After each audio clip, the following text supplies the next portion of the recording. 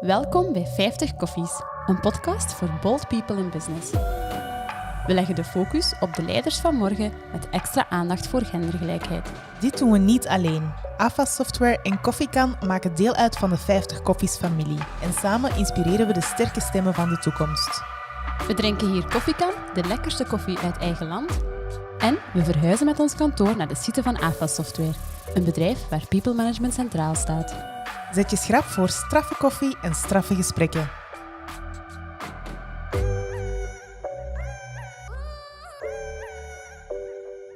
Hallo iedereen! Hey allemaal! En zoals dat jullie horen zijn we terug met 2 stemmen vandaag, want ons Jana is helemaal terug. Ja, spannend zeg. Ik ben zo wel wat zenuwachtig of zo om erin te vliegen. Ja, absoluut. Ik ook, maar ik ben wel heel erg blij dat je terug bent. En ik kijk er helemaal naar uit om er terug in te vliegen. We starten 2022 op de nieuwe kantoren bij AFA Software. Zoals dat jullie weten, is onze partner voor deze podcast. En zitten wij dus sinds nu op die kantoren. En het is heel overwhelming. Ik heb het nog niet gezien, dus ik ga het maandag voor de eerste keer zien. Want ja, jullie horen deze podcast natuurlijk, maar ik ben eigenlijk nog niet officieel terug. Ik ben maandag pas officieel terug. Het is nu zaterdag. Dus ik ben nog niet op de kantoren geweest. Ik heb alleen maar filmpjes gezien op Instagram en degene die Nadia mij heeft doorgestuurd. Dus ik ben mega excited om het te zien. Ja, met een hele leuke allereerste vraag van Jana. Is er een frigo in de buurt? Voor die borstmelk dat erin moet. Zodat ze de borstvoeding kan kolven en opslaan. Want inderdaad, Jana is even uit geweest, want er een klein meisje is bijgekomen. Yes, een nieuwe wereld en een nieuwe rol voor mij. Dus ik hoop zo, ik heb zo nog een beetje mombrain, dus ik hoop dat ik zo echt in het interview ga kunnen gaan. Want daar heb ik zo wel een beetje stress voor. Komt helemaal gewoon. Die energie, ik voel dat hier al. Je hebt dat sowieso al gemist. Ik hoop dat dat zoiets als riding a bike, dat zo snel gaat terugkomen. En misschien ook nog even een kleine voorstelling, want wat was de naam van de kleine meid? Colette. Het is Colette van de Watering. Een gezond meisje. En ik heb de chance, wij en mijn man hebben de chance, dat het een heel rustig, brave baby is die amper weent en heel goed slaapt. Dus, Dat belooft dat we zeggen dat Jana 100% terug is, hè, jongens? Ja, ik hoop het. Dat dat zo blijft. Dus vandaag beginnen we eerst met de podcast en daarvoor verwelkomen we heel graag Aki Saito, een fantastische balletdanseres. En we zijn echt wel super excited om het gesprek te voeren. Ja, want ik ken niks van ballet, dus ik vind het heel cool om er eens wat meer over te weten te komen. We vliegen erin. Yes. We're gonna start in English now. Aki Saito is sitting with me here at the table. Welcome, Aki. Hi, lovely to be here. Thank you for inviting me. Yeah, we are very, very honored to have you here on the podcast because you currently teach ballet at the Royal Ballet School of Antwerp, but you are mostly known for your extraordinary international career as a ballet dancer. We will try to give a brief summary of your leading roles in some of the greatest classic ballet, although the list knows no end. You have a very impressive career, Aki. Thank you. So she danced the leading role in Giselle, the Swan Lake, Don Quichote and The Nutcracker. Furthermore, she was asked to perform at the international gala prior to the 1998 Nagano Winter Olympics. She performed in Texas, Tokyo, Nagano, Hong Kong, Paris, and so on. In 2007, Aiki received the Ballet 2000 Critics Awards in Cannes, and she was asked for several international dance internships. In 2015, she was also voted Outstanding Performance by Dance Europe for her role Tatiana in John Cranko's Onegin? Onegin, okay. And for Love, Fear, Loss by Ricardo, Amarante. In 2016, she was honored as a Knight of the Order of Leopold. Quite an inspirational list, to say the least. And that's, of course, the reason why we invited you here to talk about your impressive career and, to teach us about the world behind ballet. Thank you. I'm very excited to talk about myself, ballet world, anything you ask for. First of all, I have a little question. What is the Order of Leopold?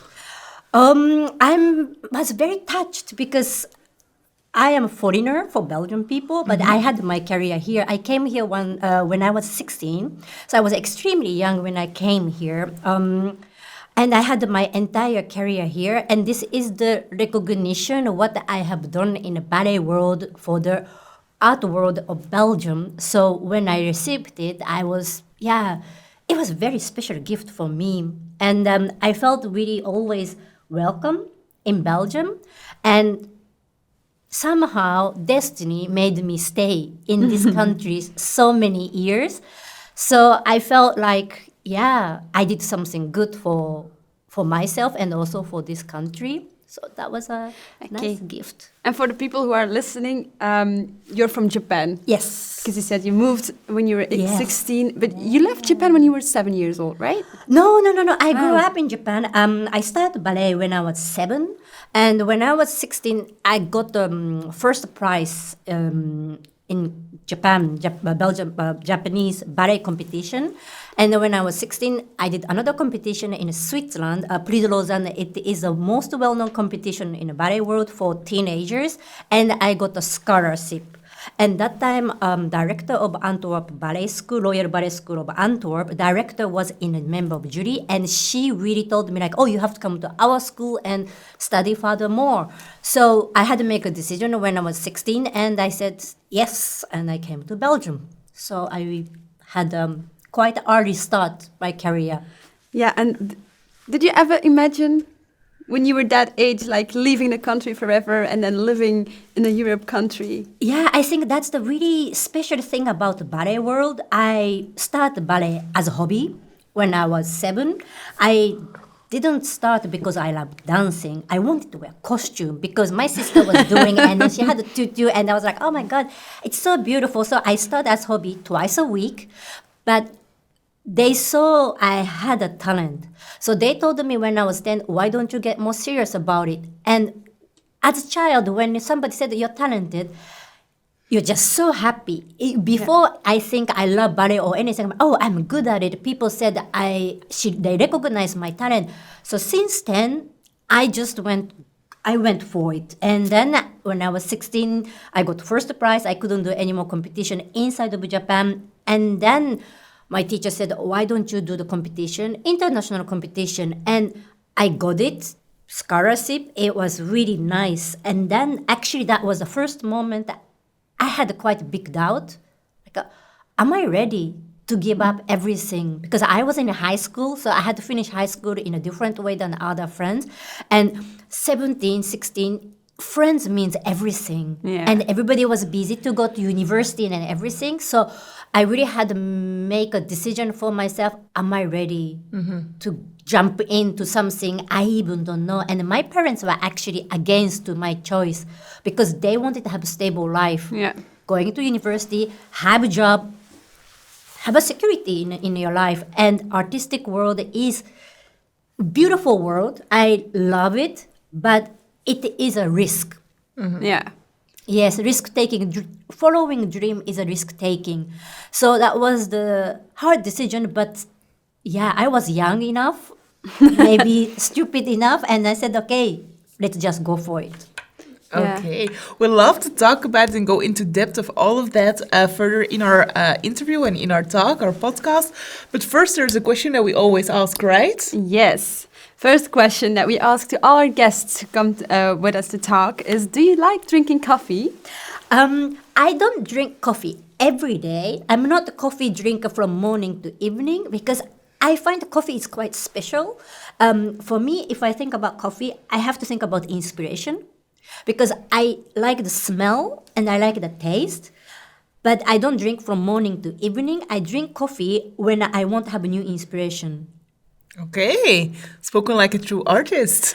I don't know. It's something special about it. I drink coffee when in the daytime, like, oh, I need a new energy. I have to let it myself go.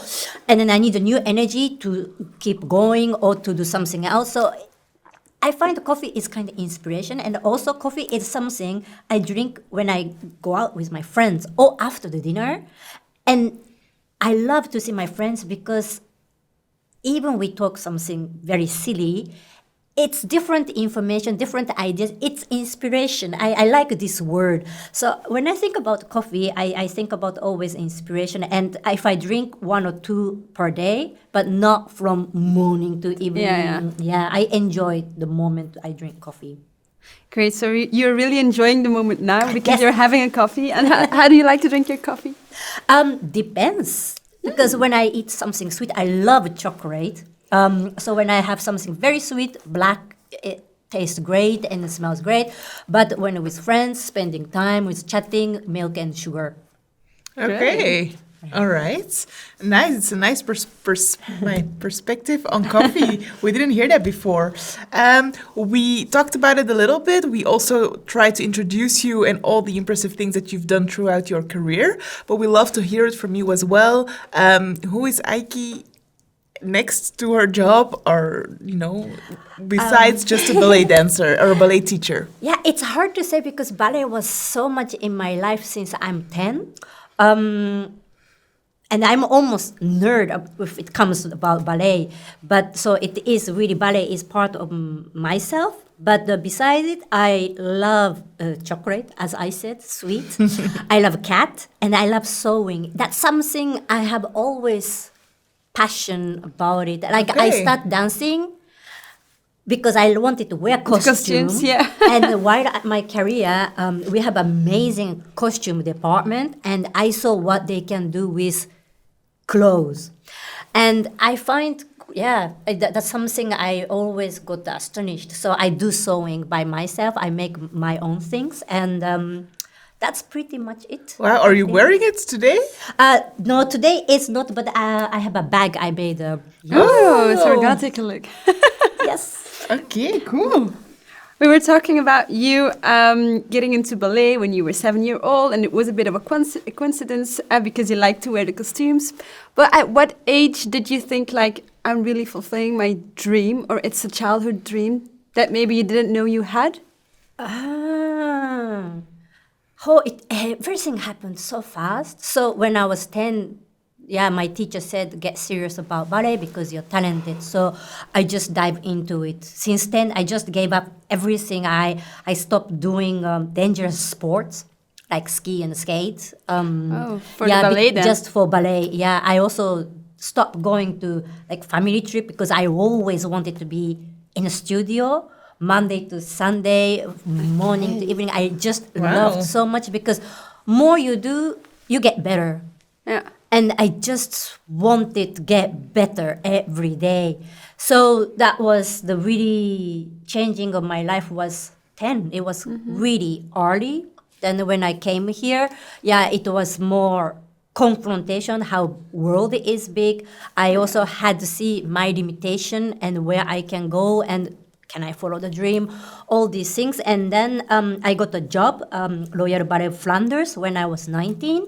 And that was the moment I said, okay, I will have this as my occupation.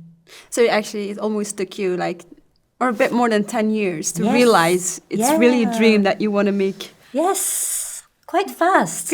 And how do you think that the impact from that one teacher who said to you, you really have that talent, you have to go for it? Yeah, she actually waited. Afterwards, I had a conversation with her, and she told me, I started ballet 7, and apparently there were many people who already said to her, this kid has the talent.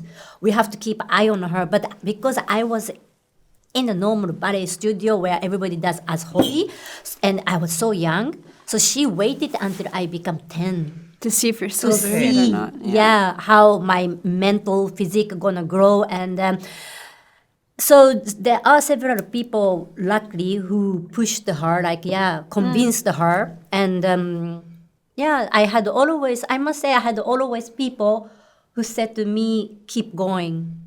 So that was I had an extreme luck for this. And I think that's something very important. They always say you really have to have one person who really believes in you and pushes you further. Yeah, how important was it for you to have those people cheering you on and to convince you, keep going, keep going? Yeah. Was it important for you, or did you have, so much eagerness to go for it yourself, or was it something that you needed? I was very lucky because I had ballet teachers. I had several ballet teachers, one main teachers, but then assistant. Everybody pushed me and everybody believed in me. And all the guest teachers also gave me kind of special attention, you're really talented, you have to keep going. So that gives me simple motivation that somebody believes in me, that I want to do something good. And if I work hard, she knew what was my effort, and she could see my progress. But then I had a non-ballet parents and my sister, and they really put me down to earth. It's not because you have a spotlight, you're not diva. You're, want to make one performance, everybody is working, your teacher is working, the musician is working, lighting people, everybody is making one performance. It's not because you're in the center of the lights spotlight that you can become like a princess or queen. And I really liked that idea because they always put me to the, in a reality. So I had the two sides of the, like, you have to have appreciation of your support, but you also have to be sincere to, to yourself and then to everybody else. So I think, I had a good combination. I didn't only follow my dream and forget about everything. There was a support, and then there was somebody, who put me down to the earth. A nice balance. Yeah, nice balance, yes. You already talked about it, that you had to make sacrifices in order to achieve your dream and to become who you are today. Is it necessary, you think, for all young ballet dancers who inspire or aspire to become a professional? I made sacrifice, yes, but I never thought I'm making sacrifice because I just know what I wanted. And I think that mindset, I think it is quite important. It was important for me because if you think like, I cannot do that, if you start nag, then you don't want that much. I didn't really care. I really wanted to get a better dancer. I wanted to do certain things. I wanted to do that variation good, how I expected. And to make sacrifice, it was not suffering for me. It was just a simple choice, what you want more. Yeah, you saw it like as a big chance to go after your dreams instead of I'm leaving something behind. You were just thinking about it as I'm winning things instead of I'm losing things. Yes, leaving Japan is the same thing because it was a sacrificing my teenager time with school friends, but what I wanted was different. I wanted to become a better dancer. I wanted to come to Europe and learn about different kind of dance style. So, choice was very clear for me. Yeah. And compared to, let's say, your friends from Japan that you left behind when you moved, how is your life different? We're not talking about sacrifices because obviously they helped you become who you are. But like you said, you gave up dangerous sports. You, family trips. The family trips. Yeah. What else did you have different or did different in order to become who you, like a professional ballet dancer? I think a lot, but because I didn't really care, actually, in the one sense. So it's hard to say, but when I became professional dancer and now I stopped, I really see it because when I do the performance, of course I don't go out. My focus is that day I want to give my best. And for that reason, if I cannot have dinner with friends 1 month, if I cannot go out, that's also the sacrificing. Also, like my family comes and then I'm like, okay, there is a key, you can use my house, but I will be in a hotel. I'm not going to spend time with you guys because I want to do a good performance.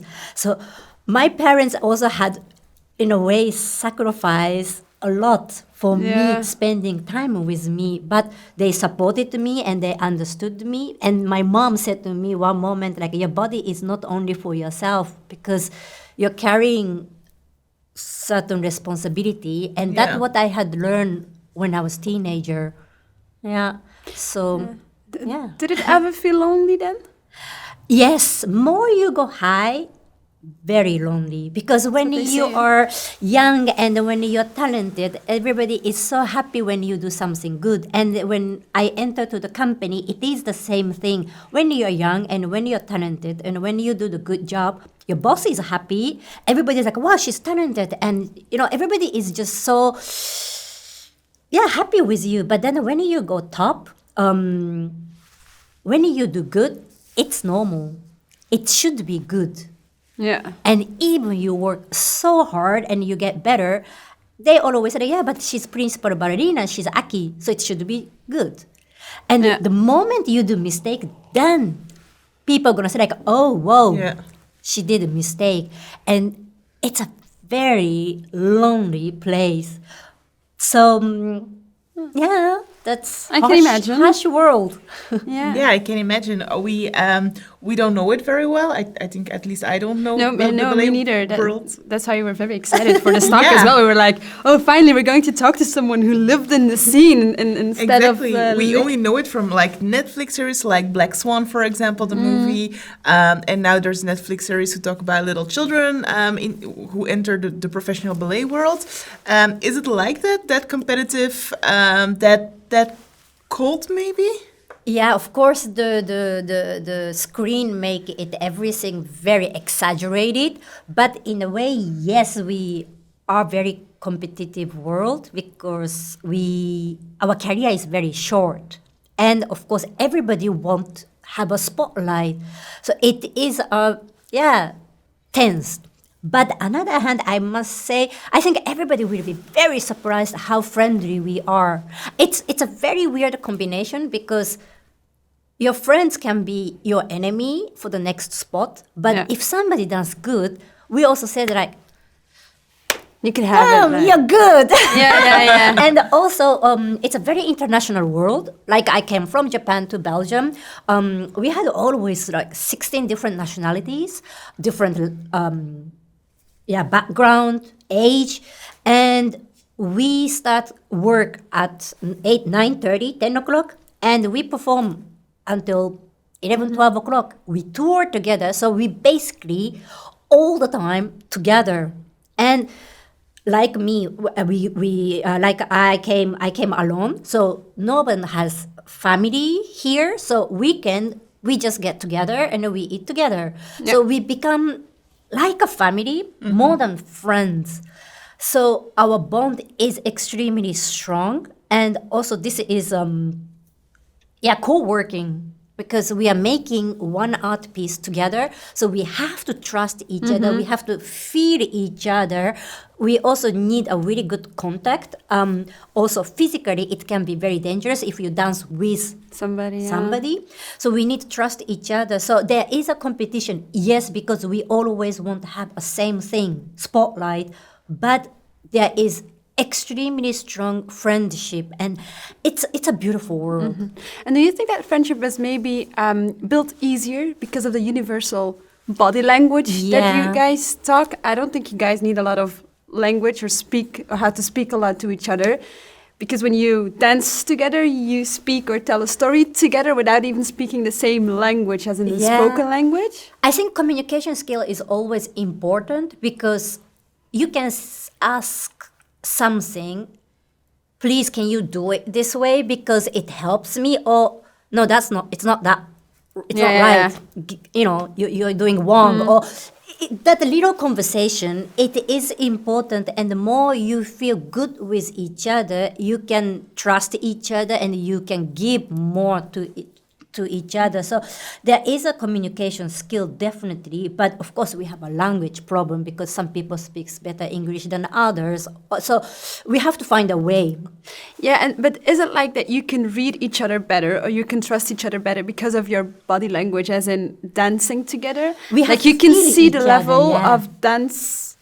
Yeah, we have to kind of feel each other, and I think that's a silent talk. Well, yeah, that's what I actually meant. Like the silence talk, and like your body's moving all around, and then knowing at what point you should catch somebody without even saying those words. Or also maybe feeling if you dance with the same partner for several performances or several rehearsals, that she's stressed or he's stressed because his body's tense, or you feel a lot. He's tired, or And that without even talking or without even say any words, just because of the dancing part together. I think that's something only dancers can feel, even though you're traveling around the whole world and then you're in Japan and the next day you're in Belgium. You talk to each other with your body, no? Yeah. Also, you talk with your own body. I think that's also quite important because we think we know our body, but when your body becomes instrument, you feel, oh, today it's tense, or today I'm tired, or today I feel great. Yeah. So knowing each other, knowing our own body, but then of course, then you start to know your partners. Oh, he's nervous today.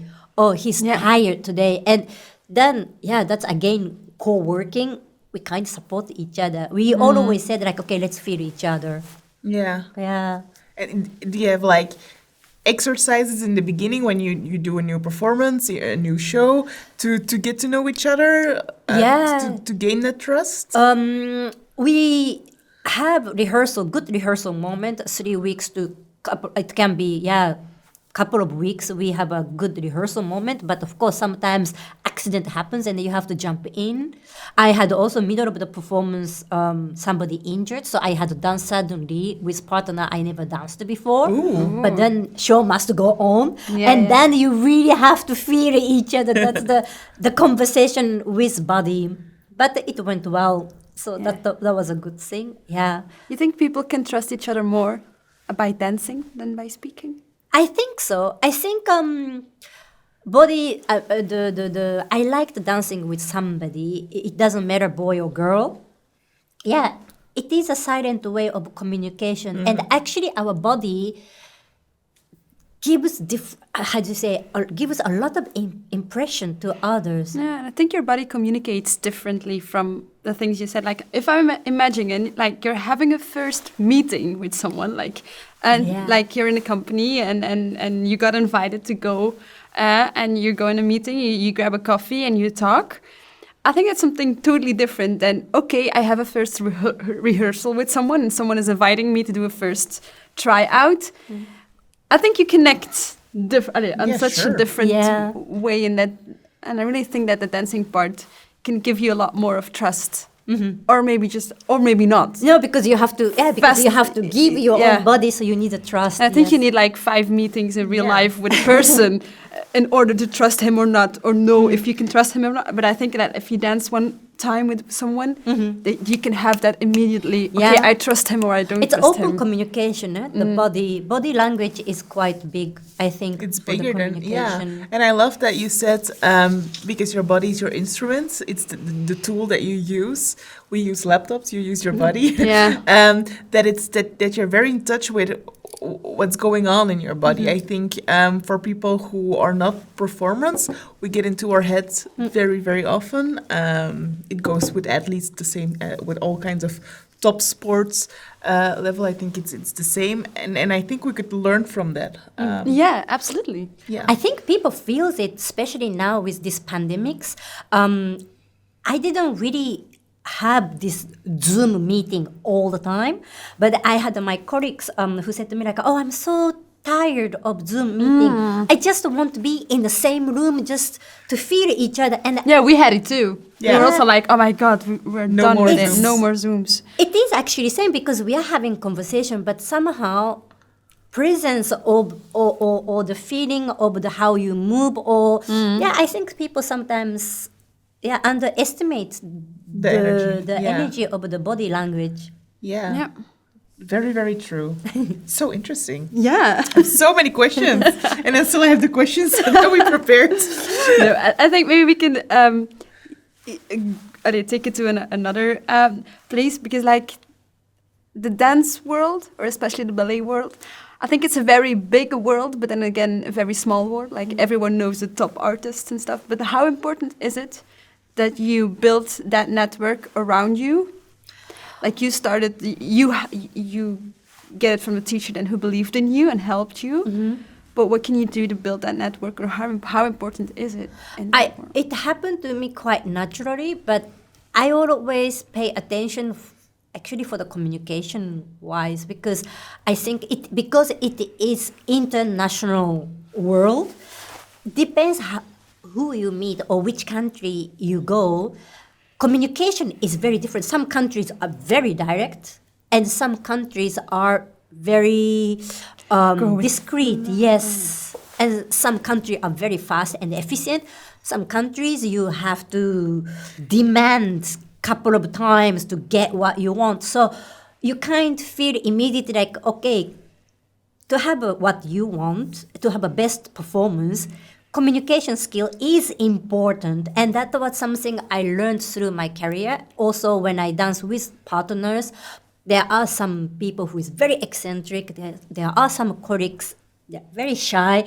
So to have a good performance that I can give myself best on stage, and from the other party, if you have a good communication, the result is good. So that's same thing as choreographers or musicians or anybody, because I want to ask something. Oh, I want this part faster. Oh, that movement, it doesn't really go with me. Can we do it that way?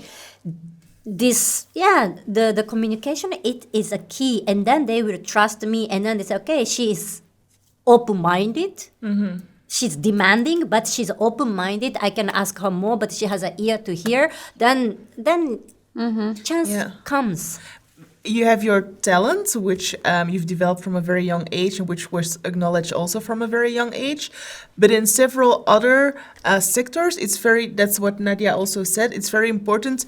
In order to be successful, you have to know certain people. And without knowing certain people, you won't be able to reach the top. So very often it's like, in Dutch we say ellebogengevecht, like trying to be always in the eye of I don't know, the best choreographer, maybe. Yeah, and I think the like best businessman. Yeah, and when you look at it from a business point of view, your network is as important as your talent or your skill or your business that you're running, because you can be the best. You can be the best product developer, but if you don't have the network who helps you get the product big, chances are small that the product is going to grow. Is it the same with dancing?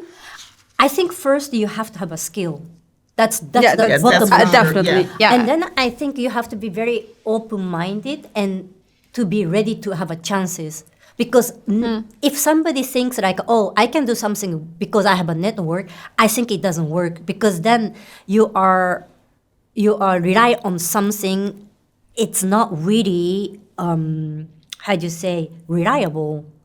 Maybe that network won't help you, but it's also say like, well, but I have somebody else to help, so I can't help you. I mean, I think you can't control. And it can help, but I think it's not really sure. So first you have to be sure about your skill. And then I think you have to be very open-minded and ready to get any chance. Even the small chance or big chance. If you have eyes to see, okay, this is my chance, grab it. I think that chance gonna lead to another chance. And I think in that way, network get bigger and then you will get higher place. Because we talked about it just before we started our episode and started recording, that it's very... You rely on your body is your instrument, but also you rely on what other people think of you and see you, because you can be the best technical dancer, but it's art which is subjective. How was that for you in your career? Like, your career depends on how people judge you and judge your style and your... Yeah, it is a very harsh world, because in a company, everybody do best. But then one day, one choreographer comes and then they say, oh, she's fantastic. I love her. Let's put her in the spotlight in the coming piece. But then, and then you feel great. But then another choreographer comes, another moment, and maybe you are not his taste. It doesn't mean you're not good dancer, but you are not his type. And I think that can happen. It's not everybody loves Goldberg variation from Bach. Somebody gonna say like, oh, it's a beautiful music. And then somebody gonna say like, oh, it's not my cup of tea. Then it's hard as artists because we give everything.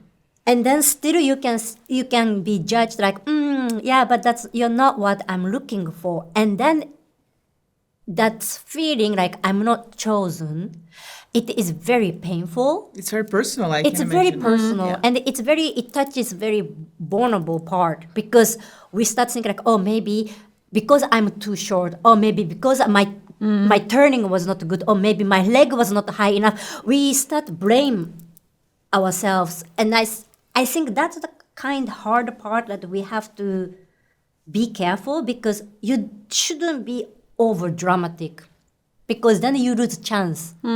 Even that hard part, I believe there is a chance. So, okay, I'm not chosen. What can I do? It's very painful, but what can I do with this situation? Okay, I'm going to keep working because I still want to be a better dancer. Because then, even in a harder situation, if you keep working, the choreographer or your boss or director going to say, okay, she's not in the spotlight, but she's a very stable person. She's keep working. That means I can trust her.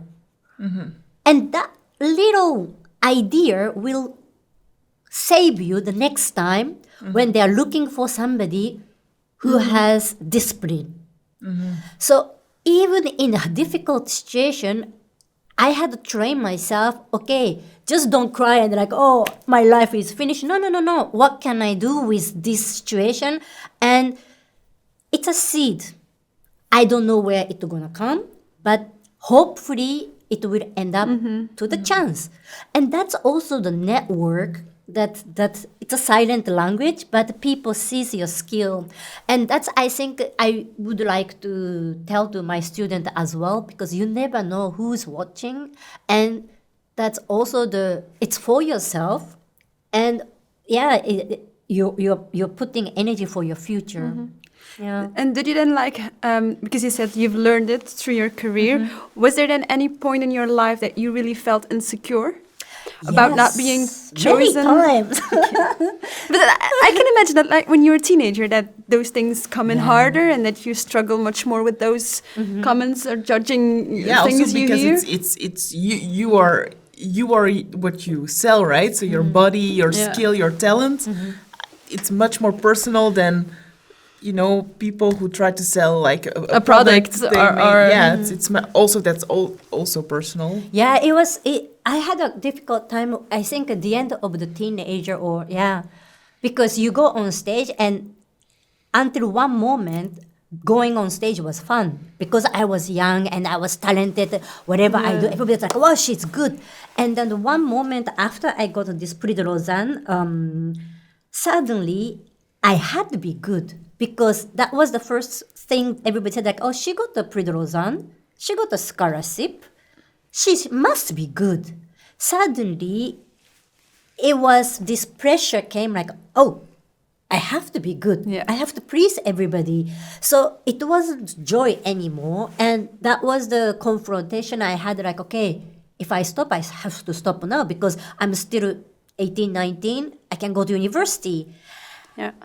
And it took like 1 year to think what I want to do. But then the end, I really said, no, I really like dancing. So I have to Keep going. Yeah. Yeah. I have to break this fear. And that was a really turning point. And I'm happy that happens because, of course, when I went to the company and when I became principal, as I said, to be good is normal.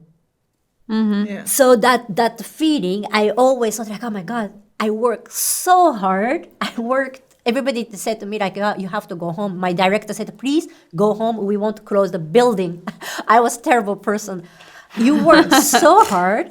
You give everything. You sacrifice everything. But still, there is a chance somebody going to say like, oh, that wasn't Tatiana I wanted. Oh, I expected more from her.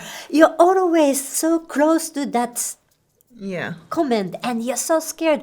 But I had to learn it like, okay, you give everything and you just be honest to yourself and to the audience. And then some people are going to always judge. But it's a mental fight. I can imagine. Did you ever spoke to someone professional about it? Like, did you do like a mental health I had many coaching? friends who had a mental coach. I didn't. I somehow could manage with myself. Everybody has a different way to go through that hard moment. And I definitely think it's nice to talk to somebody. It's just somehow I felt always good to talking myself and finding my own way. Yeah. Because there is no such a right way. Everybody has a different way. Yeah. That's true. Also, what I think, for me, from my point of view, and what I always find fascinating and scary at the same time when I look at any pro athletes from all kinds, you have this physical peak that is at a quite young age, and then afterwards, your body is just getting older and not able to do the things it used to. For us, it's the same, but our livelihood doesn't depend on it. How is that? Because you retired in 2018, you announced your retirement, you did a big show with your partner about it. But how does that go? Knowing that there is an expiration date, if I can say it like that, on your body, on your talent. Yeah. And maybe what's interesting as well is at what age did you stop comparing maybe to other dancers? Oh, I think I never compare myself with others.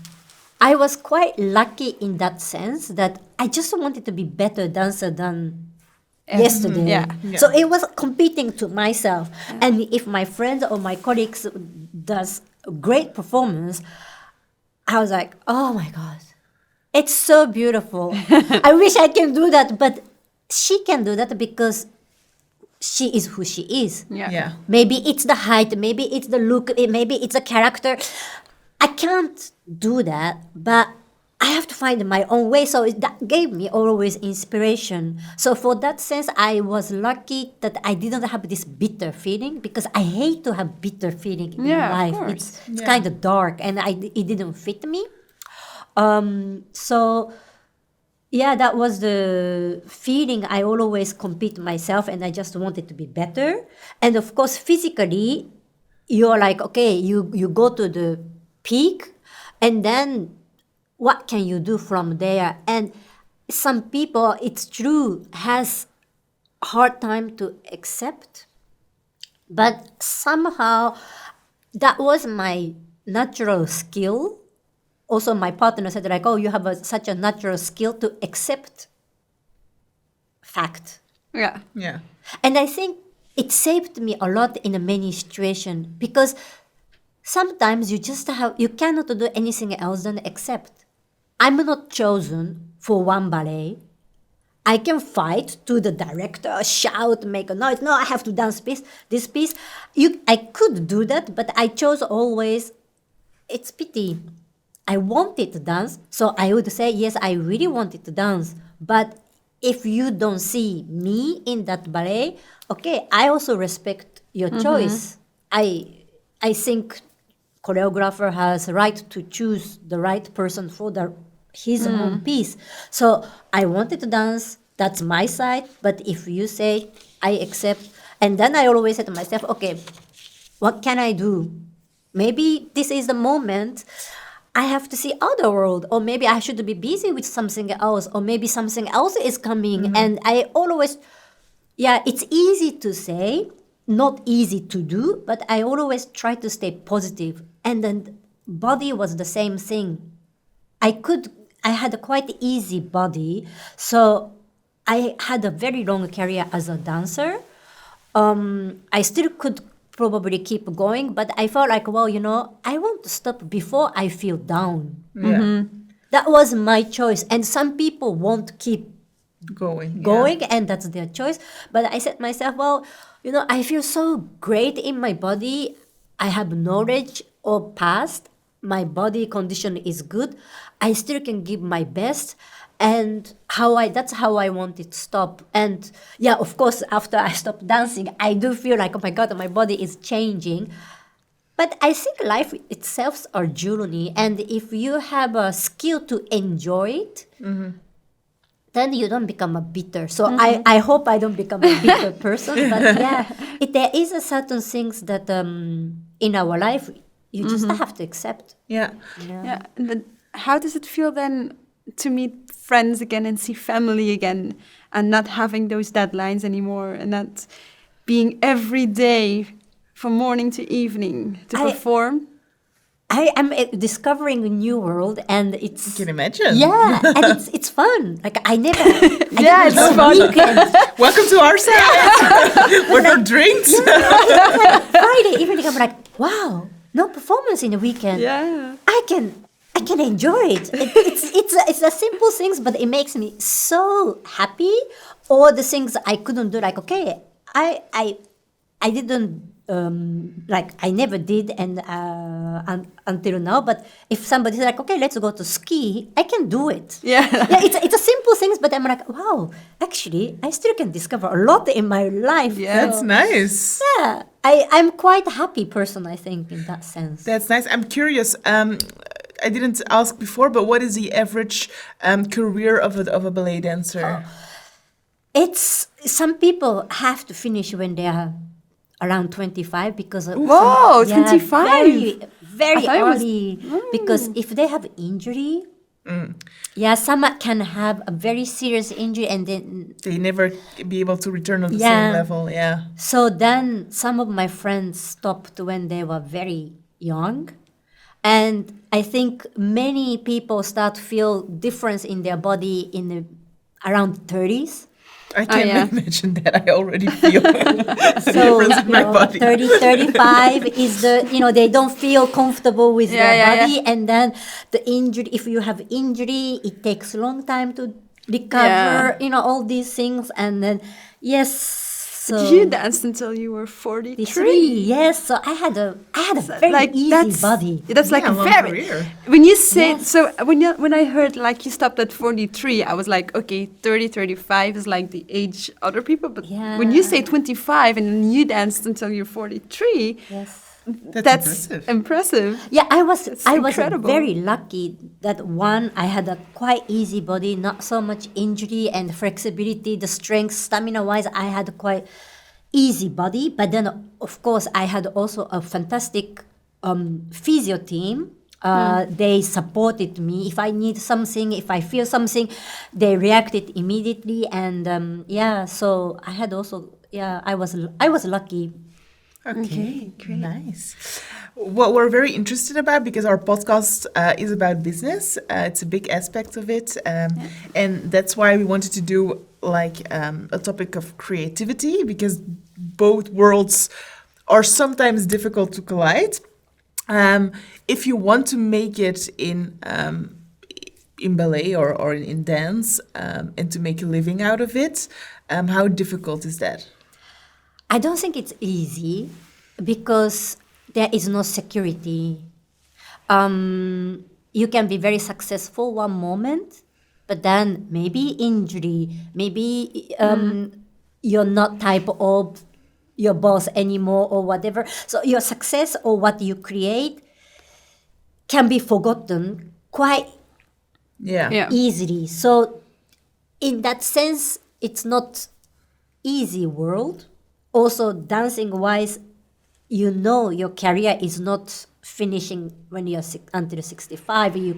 It can finish very At early. So 25, yeah. it's this unsecurityness it's a harsh world, I think. Yeah. Did you have like a plan B for if dancing wasn't going to be No, no, that was great? that Me was neither. not- Me neither. But that was a scary thing because I didn't have, and then I was searching like, oh, what I want, but I was so busy with what I had to do in front of my eyes. So there was fear in behind my head, but I didn't have plan B. But I wish I had, because I think then I was more ease. But dancing world it's a beautiful world, and you learn a lot. So that's how I think. What I gain from my experience as a dancer, knowing world, different kind of culture, different kind of communication skill I needed different because of the age and then a background or the physical strength or anything. I always think like, well, that's I have it, I gain it, and then with this strength I can always go to the next place. That's what I try to believe myself. And also the good thing about dancing is because it is very physical and you need concentration. I must say, anyone I know, all my colleagues and friends, we have extreme disciplined people. And I think that's also something I like about the dance world. Being disciplined, Yeah, being disciplined, goal-oriented, efficient, and also you have to be quite flexible because like one day you're in, one day you're out. So you have to be flexible. Okay, in this situation, what can I do? Oh, he asked me this. Okay, how can I make it different than my colleagues to make it, to sell myself? So you have to react quite quick. Yeah. So that in that sense, we are quite flexible people in the mind. But yeah, security is maybe, it might be not there. What is a tip or something or some advice that you can give to young girls who are eager to make it into the ballet world and to make a living out of it? What are the tips you can give them? I think creativity is very important as artists. Not only the dancer, but as artist, creativity is important, and it is also your own selling point. I am unique, I'm different than other person. But then only creativity doesn't work. You have to have a discipline. You have to have, like I said, the flexibility to see what's going on around you. Okay, I should do this right now Yeah. to get more chances. And then, yeah, how do you say, creativity is for the future, and then it's the in the air, but then you have to be 2 feet on the ground to be realistic. Yeah. But then how does it start? Like, did you always work with a manager? Like, okay, you get the scholarship, you moved from Japan to Belgium, you did your studies, you finished that, and then you're like 18, 19 years old? Audition. And then you do auditions. But is it like something you do on your own? And you're like, okay, I'm alone here, this is what I want, I'm just gonna audition? Or do you start with getting a manager team? Did you have a manager team? No, how does it go in the ballet actually school? everything. You did it all by yourself? Yeah, I did it by myself. Your entire Wow. career? Yeah. Okay. Yes, but I had a fixed contract with Royal Ballet Flanders, and we had a yearly contract. So again, it is not secure because it's not live contract, it's yearly contract. But then of course some dancers has production contract. That Okay, so means it's a 2 months or 3 weeks or whatever.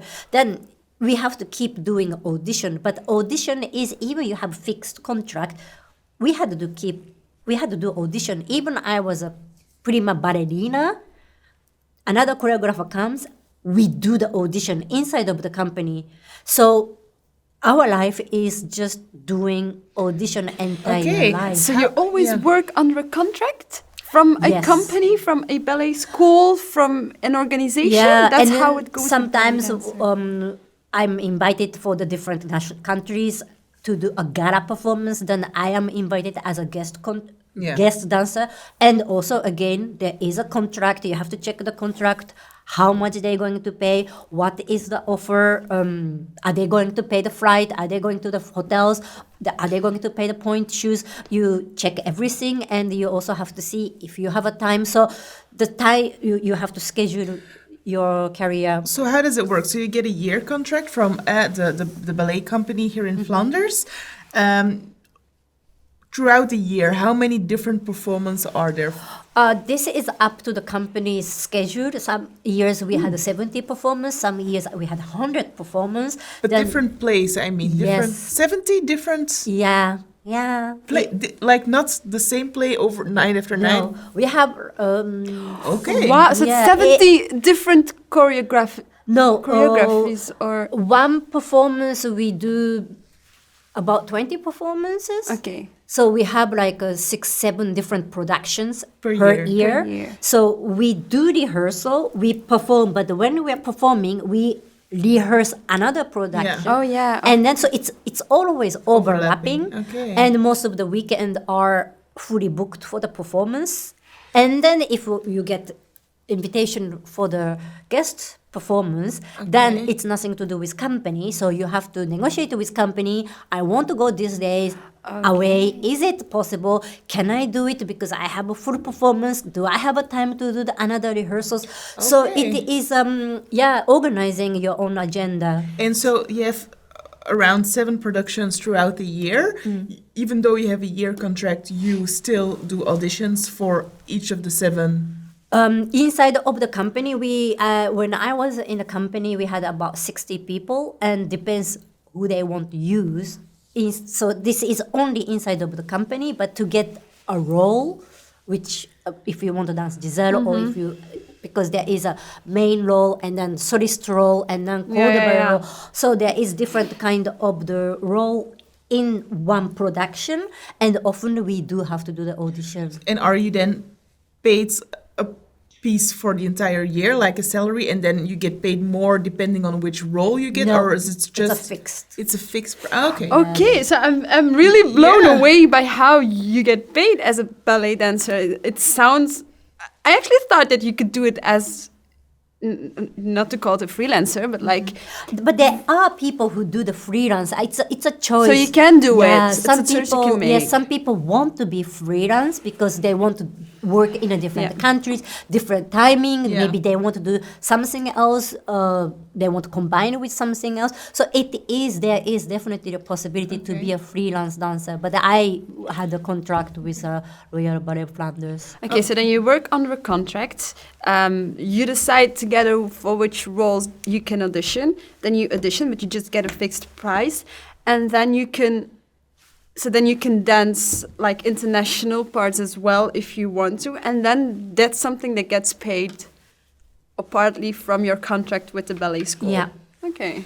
Cool. And without naming any numbers, because it's very different in different athlete sports. Can I call ballet a pro sport? Half, yes. Yeah. It's creative, half like athlete. It's like a combination.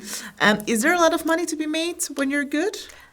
Or is it just like... No. I find we are not enough paid.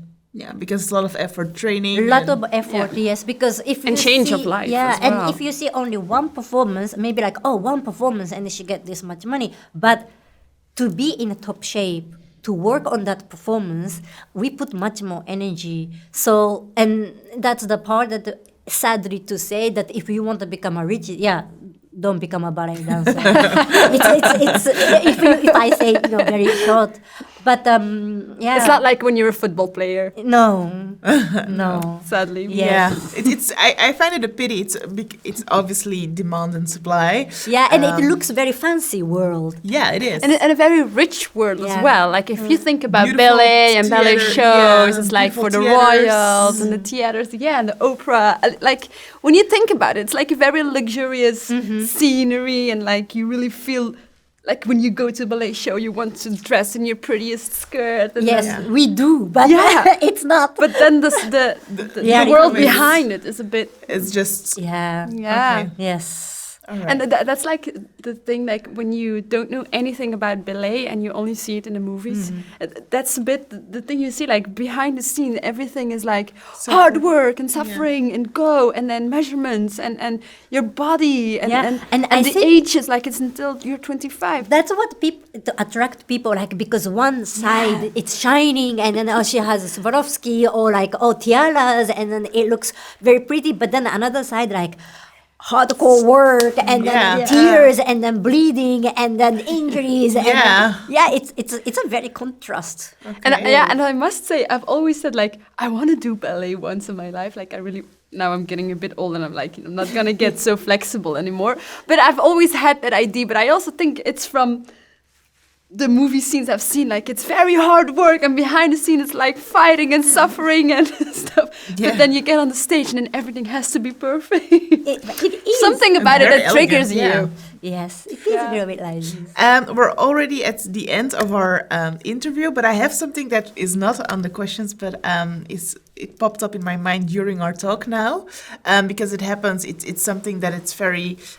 We see it a lot, certainly in the artistic world, where there's a lot of beautiful women, which is the case in ballet. Is there a lot of abuse in the sector to get a role, to like choreographers who... Now, these days, I don't think it happens. I think also the whole world, this hashtag Me Too, and then everybody is very careful. And I think what I also learned in a dance world is because we have a different background. I also got trained how to speak politely because maybe somebody has different religion. Maybe we have straight people, we have gay people, we have people who has children, who doesn't have children. We have people who is married, who is not married. So we have all different kind of background and also different age and different education. So I think it is important not to insult people, because the end what we want is we want to have a good performance. So creating conflict, it doesn't help. Also, my partner who lifted me always, I mean, we had such a great contact. I never should think like, well, you're a man, so you have to lift me. No, I have to thank him because he's lifting me. So we have a part that we play, but appreciation and respect is the key. And maybe in I don't know, before I born, maybe these things happens in the dance world as well. But in this time, I think if somebody does, dancer will have a voice, because I think we are not puppet. So we do have a voice, and if there is something unfairness goes, I think we are strong enough to get together and then to have a voice. Yeah. At least in my experience, yes. Do you ever feel like a ballet dancer doesn't have a voice? Like you just have to fit in that perfect spot that the choreographer wants? I think it's important that I please the choreographers or boss to have a chance, but that's also another trust that you have to create with them, even it's your boss. If you don't feel like it, I should be able to say no, because we have a right to say our mind. And I was lucky enough that I had a chance that I could always say like, oh, yeah, that costume, it doesn't, I don't feel comfortable. Or choreographer would ask, oh, is this costume, is it okay for you? Or, because then what we are aiming is, again, it's a best performance. So everybody want to feel comfortable. Yeah, and maybe do you think that you did it as well when you were 20 years old or 25 years old? I think, of course, when you're young, it is not easy to have a voice. And that's a quite a good thing about the company, because as a dancer, even we have a competition, we are quite united because we work so many hours together. So if somebody has a problem, we have, in my company, we got together and then we said it as a dancer's voice. Yeah. Okay. Yeah. Okay, very nice. It was amazing to get to know the world behind the beautiful ballets. Maybe for people who barely seen any ballet like me, which one do you suggest we go? Oh, there go are see. so many beautiful. But for a dummy, someone who I is think first steps into ballet. I just say go to theater and watch, because I think it's great thing is you can, if you go with friends or parents or kids, or you can talk about it. Like, oh, did you like it? Oh, I liked it. Oh, I thought it was a nice costume. Oh, I like music. You can talk about it. And I think you never know what you like. I loved classic ballet because there is this specific beauty, and it is very demanding world. Classic ballet is, I think, most demanding dance style. But there is this beauty. It survived 100 years, and it will survive for another century and centuries. But I also do like to dance and then watch contemporary ballet. But I it's my personal choice that I loved classic ballet. But I think a great thing is when you go theater, you feel it. Entering theater, you feel like, oh, something special. Dressed nicely. Yeah, I'm treating myself. Yeah. And then you watch, and then you can say like, well, I liked it or I didn't like it. It's like going to the museum, and then it's not everybody likes Picasso. Some people gonna say yes and no, and you can talk something about it with your friends. And then maybe at work you can say like, oh wow, I went to see this piece, and then it was beautiful, and it leads to the another conversation. Inspiration talk. No, super. It's very, very nice to have you. Maybe two little last questions. If there was one show that you would replay and that you would redance, which one would it be? And what can we expect from you in the future, Aki? Because now you're a teacher at the ballet yes. school, but is there something else that you would like still do in your life? Something I never danced? Or something I danced already? Doesn't matter. Something that, if you had one more performance to What do would it be? in the rest of your life, what would it be? I think there is a ballet called Camellia Dance. Okay. Yeah, that was the ballet I wish I danced. I was lucky that I danced almost everything what I wanted to dance. That's the only ballet I wanted to dance and I wasn't able to dance. Because one, it's a classic ballet. Two, it's a storytelling. It's a sad story. Okay. Yes, but I love to tell story on stage. You can be anything on stage and nobody judge Aki Saito. They can judge Aki Saito as a dancer, but not me personally. So that's what I miss, being something else on stage. So that would be the piece. Okay. Yes. And is there something else we can expect from you now that you're a teacher? Except for ski trips and dinners on Friday nights. I want to become a good teacher so that to help students. And another thing, I want to do something with fabric. That's something, my dream. And Back to the maybe- costumes. Yes, something maybe my new business plan. Ooh, Okay, so nice. maybe in the future we'll wear something from Aki. Yes, maybe. Okay, great. Thank you so much for being here, for taking time and making time into your busy schedule. And I'm for sure going to see some ballet now. I feel like triggered Yeah, to me go too. Let's book some go. Let's tickets. book together. Yeah. Thank you for having me here. It was really, really a pleasure. Thank Yeah, you thank very you. much. Thank you. Bedankt ook allemaal om te luisteren. En dan horen wij jou graag de volgende keer terug. Ja, Dag! tot ziens. Bye.